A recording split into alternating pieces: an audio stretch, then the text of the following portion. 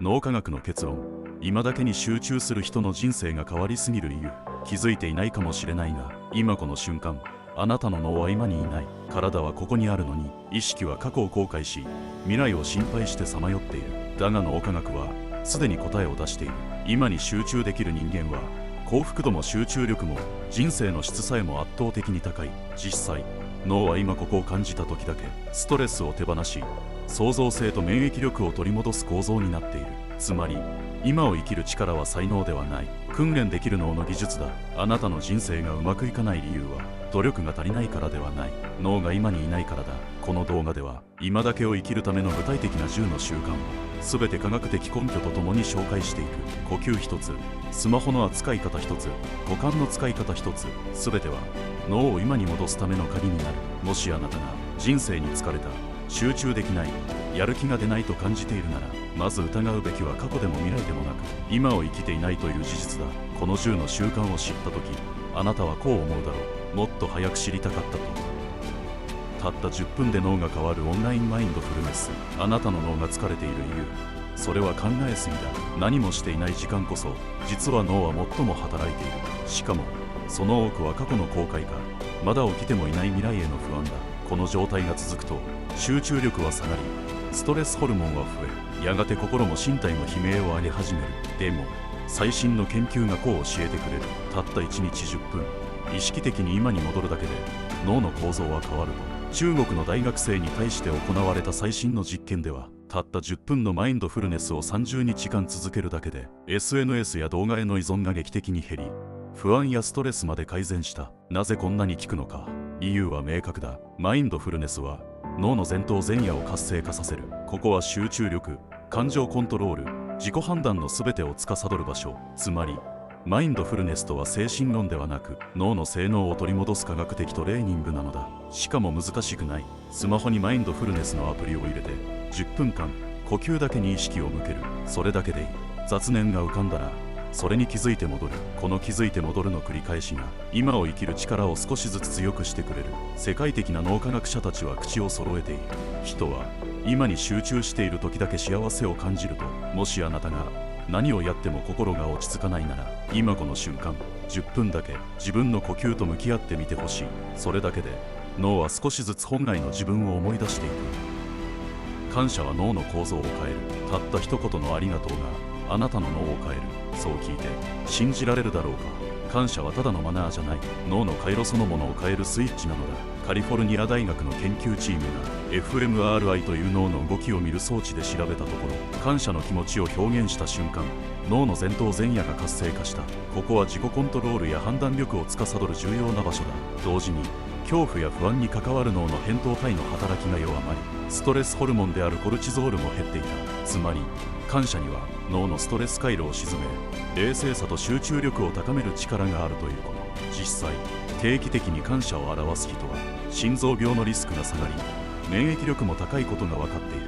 でもここで大事なのは感じるだけじゃダメということ。感謝は行動して初めて脳が変わるのだ。だから毎晩ノートに書いてみてほしい。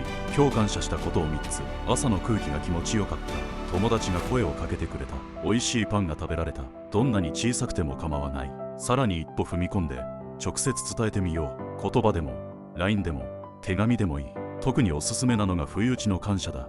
例えば前にくれた言葉、今でも励みになってますと伝えるだけで相手の心に火を灯し、自分の心も温まる。感謝の習慣は見る世界を変える。何も変わっていないように見えても、自分の脳が恵まれているものに気づけるようになるのだ。そしてその変化こそが今を生きる力につながっていく。スマホたちが幸福度を爆上げする理由。スマホを触る手を止めるだけで脳の働きが劇的に変わる。これは単なる精神論ではない。科学の話だ。カナダのマギル大学の研究では、スマホの使用時間と幸福度には明確な関係があると判明した。スマホを長時間使えば使うほど集中力は落ち、不安と孤独感が強くなる。理由は明確だ。スマホは今この瞬間から意識を引き離す構造になっているからだ。 SNS を開くたび他人のキラキラした人生が流れ込む。その瞬間無意識のうちに自分を比較し、心がざわつく。これは脳にとって強いストレスであり、幸福を感じる脳内物質セロトニンの分泌を妨げる。しかもスマホはドーパミンの罠を仕掛けてくる。通知が来るたび脳は小さな報酬を得て快感を覚える。だがその快感は一瞬で消え、もっと欲しくなる。このもっとがくせ者で、気づけば延々とスクロールしてしまう。脳は今ここに意識を止める力を失っていく。その結果、何をしていても心ここにあらずになってしまうのだ。ではどうすればいいのか。完全に手放さなくてもいい。1日10分スマホを手の届かない場所に置く。通知を全てオフにして静けさの中で深呼吸してみる。たったそれだけで脳は今に戻ってくる。五感が鋭くなり、空気の温度や周囲の音に意識が向き始める。その瞬間、セロトニンとオキシトシンが増え、心が自然と落ち着いてくる。スマホを手放す時間は脳を癒す時間だ。情報の洪水から離れた時、本当の自分の声が聞こえてくる。今を生きるとはこういうことだ。五感に触れると脳が今に戻る。人間は考えるよりも先に感じている。目に入るよ、耳に届く音、肌に触れる温度、この五感が脳に今という情報を送っている。ところが現代人の多くはこの五感を置き去りにしている。頭の中では未来の不安をシミュレーションし、過去の失敗を繰り返しリプレイしている。まるで心だけがどこか別の場所をさまよっているように。脳科学ではこの状態を乖離と呼ぶ。今ここに体はあるのに心がそこにいない。これが続くと集中力が落ち、幸福感も感じにくくなる。だからこそ五感を意識的に使うことが重要になる。例えば目を閉じて深呼吸してみる。吸った空気が鼻を通り、肺を満たす感覚に意識を向ける。それだけで脳は今にぐっと引き戻される。触覚を使うのも効果的だ。朝冷たい水で顔を洗う。熱いお湯で手を温める。風が肌を撫でる感触に集中する。耳を澄ませば聞こえるはずだ。遠くの鳥の声、車の音、風のざわめき。それは今この瞬間にしか存在しないリアルな世界の音。この五感に戻る習慣はマインドフルネスの核心だ。なぜなら五感はいつも今しか感じ取れないから。思考は過去にも未来にも飛べる。でも感じることだけは今しかできない。それこそが脳にとっての今を生きる訓練になる。過去を悔やむ時間も未来を恐れる時間も、全ては今を忘れた結果だ。五感を通して今を取り戻せ。心はいつだって体と共にあるべきなのだから。シングルタスクが創造性を生む脳科学。同時にいろいろ進めた方が効率がいい。そう信じている人は多い。だが脳科学はその逆を示している。脳はマルチタスクが大の苦手なのだ。厳密に言えば人間の脳は複数の作業を同時に処理しているわけではない。実は瞬間的にタスクを切り替えているだけ。この切り替えが繰り返されると脳内で切り替えコストが発生する。例えば勉強しながらスマホ通知を見る。通知を確認した後また勉強に戻る。たったこれだけでも集中力は大きく削られる。ハーバード大学の研究によると、マルチタスクを繰り返す人は一つの作業に集中している人に比べて IQ が一時的に15ポイントも下がる可能性があるという。逆に一つのことだけに意識を向けたとき、脳の前頭前野が静かに深く働き始める。この領域こそが人間の創造性や判断力を司る中枢だ。つまりシングルタスクは脳にとっての創造の温室であり、意識が一点に定まった時こそ思考は最も自由になる。しかも一つの作業を丁寧にやることで脳は達成感や自己効力感を強く感じやすくなる。これはドーパミンの分泌にもつながり、やる気を高めてくれる。創造的な人ほど静かな時間を持ち、一つ一つの行動に深く入り込んでいる。あれもこれもではなく、今これだけ。その集中が凡人を飛び越えるための第一歩になる。多くの人は集中力がないのではない。集中しないまま生きているだけなのだ。一瞬一瞬を切り離さず、今目の前のことに全神経を預けてみよう。そこにしか本当の創造は生まれない。未来を細かく考えすぎると脳が壊れる。将来のことをちゃんと考えなさい。よく聞く言葉だが、脳科学はそれに警鐘を鳴らしている。未来を考えすぎることが脳にダメージを与えると分かってきたからだ。未来を想像する能力は人間だけに与えられた才能だ。だがその才能が過剰になると脳は不安でいっぱいになる。例えば来年の収入は大丈夫か、老後はどうなるのか。こんな風に細かく未来をシミュレーションし続けると、脳の扁桃体という不安を司る領域が活性化しっぽなしになる。これはストレスホルモンコルチゾールの分泌にもつながり、結果として思考力や免疫力までも低下してしまう。カリフォルニア大学の研究では、未来への過度な心配を習慣にしている人ほど脳の海馬が萎縮している傾向があると報告されている。海馬は記憶と感情のバランスを取る中枢。そこが小さくなるというのは感情のコントロールがうまくできなくなるということだ。一方、今に集中する人は違う。目の前の一歩にエネルギーを注ぐ人は不安を想像で膨らませる時間がない。そしてそういう人の脳は静かに整い始める。前頭前野の活動が高まり、現実を冷静に見られるようになる。未来は予測するものではなく作るものだ。細かく心配しても思い通りにならないのが人生だからこそ、今ここを丁寧に生きることが一番現実的な未来の作り方になる。もし未来が怖い時は今日を整えよう。今日が変われば明日は勝手に変わる。過去は変えずただ観察する。過去の失敗が忘れられない。なんであんなことを言ってしまったんだろう。そんな思いに苦しんだことは誰にでもある。でも脳は一つの真実を知っている。過去は変えられない。だからこそそれをただ観察するという態度が重要になる。脳科学によれば、人が過去を思い出すとき、脳はまるで今その場にいるかのように反応する。過去の記憶を思い出すだけで脳は本当にストレスを感じてしまうのだ。どうしてあんなことをと繰り返し考えるたびに脳内では扁桃体が刺激され、感情が再燃し、自律神経が乱れ、心身に疲れが蓄積していく。だがここで記憶をただ観察するという姿勢に変えると脳の働きが一変する。マインドフルネス心理療法では過去の記憶を映画のワンシーンのように眺めることを勧めている。あの時の自分はあれが精一杯だった。あの時の誰かもきっと余裕がなかった。そうやって評価ではなく理解で過去を見る。この時脳の前頭前野が活性化し、扁桃体の過剰な反応が抑えられる。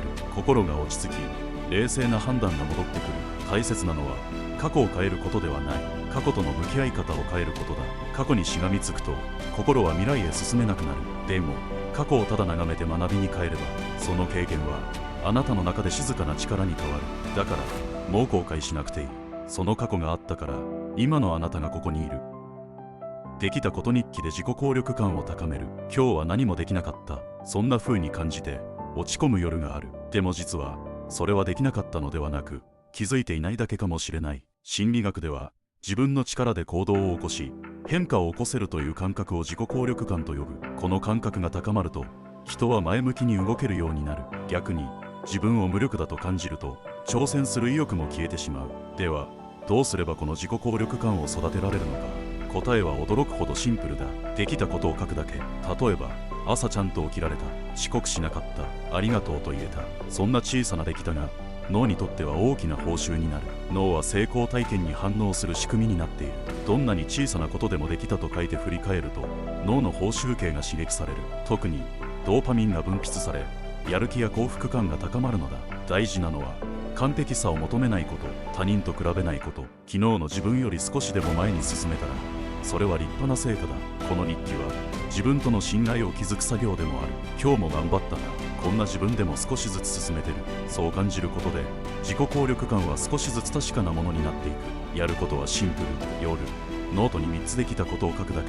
それだけであなたの脳は自分をもっと信じられるようになる。大きな目標に圧倒されそうな日こそ小さな出来たをちゃんと見つけてあげよう。自分を信じる力は毎日の積み重ねで育つから。自然が人間を再起動させる理由。忙しすぎて頭の中がごちゃごちゃになる時がある。何をしても集中できない。気持ちが落ち着かずイライラが止まらない。そんな時あなたの脳はオーバーヒート寸前かもしれない。でもその脳を優しく再起動する方法がある。それが自然に触れることだ。アメリカのミシガン大学の研究ではたった20分間木々のある場所を散歩するだけでストレスホルモンのコルチゾールが大きく減少することが分かっている。つまり自然は脳にとって回復装置なのだ。視覚、聴覚、嗅覚、自然は五感すべてを優しく刺激する。鳥の声、木の葉の揺れ、土の匂い、それらはすべて脳を今ここに引き戻すスイッチになる。人は本来自然の中で進化してきた生き物。都会のノイズやスマホの刺激は本来のリズムを狂わせる。だけど自然に触れると脳はその本来の設定に戻っていく。いわば再起動されるように。日本の研究でも森林浴をすると副交感神経が優位になりリラックス状態が生まれることが確認されている。心拍が整い呼吸が深くなる。そして不安や焦りが静かに消えていく。もし外に出られないなら自然の映像や音でも効果がある。森の風景、川のせせらぎ、鳥のさえずり、それだけでも脳は自然の中にいると錯覚して回復しようとする。大事なのは自然とつながる時間を意識的に作ること。たった10分でもいい。それだけで脳は静かに整いあなたはまた前に進めるようになる。自然は何も言わずに人間を回復させてくれる。それは生きる力を思い出させてくれる時間でもあるのだ。何もしない時間が脳を活性化させる。何かしていないと落ち着かない。スマホを触り、動画を見て、SNS をチェックして一日が終わっていく。でもそのずっと何かしている状態が実はあなたの脳を疲れさせている。最新の神経科学では何もしていない時の脳が最も活発に働いていることが分かっている。これはデフォルトモードネットワークと呼ばれる脳の仕組みだ。ぼんやりしている時、空を見上げている時、ただ座っている時、そんな何もしない時間に脳は過去の記憶を整理し、未来の計画を練っている。つまりアイデアもひらめきもこの何もしないから生まれる。いつも情報を詰め込み続けると脳は処理しきれず創造性を失っていく。静けさは思考の呼吸だ。心が落ち着いている時ほど深く考える力が育つ。世界の多くのクリエイターや哲学者が散歩やぼんやりする時間を大切にしているのはそのためだ。何もしていないイコール無だと思ってしまうのは現代社会の呪いだ。でも本当はそこにこそ本当の成長がある。1日10分でいい。スマホを置いて目を閉じてただ呼吸を感じるだけでいい。やることを減らすほど脳はクリアになっていく。やらない勇気が人生を変える。動き続けるだけではたどり着けない場所がある。何もしない時間はあなたの中に眠る答えと出会うための扉になるのだ。未来を不安に思い、過去を悔やみながら僕たちは今この瞬間を置き去りにして生きている。でも人生が動き出すのはいつだって今だけだ。昨日には手が届かない。明日はまだ存在しない。あるのはこの瞬間のたった一回きりの呼吸だけ。脳は今に集中した時にこそ本来の力を取り戻す。ひらめきも感謝も癒しも全ては今ここから始まる。それを妨げていたのは過剰な情報と終わらない思考と止められなかった習慣たちだ。だけども言い訳はいらない。今この瞬間を生きる。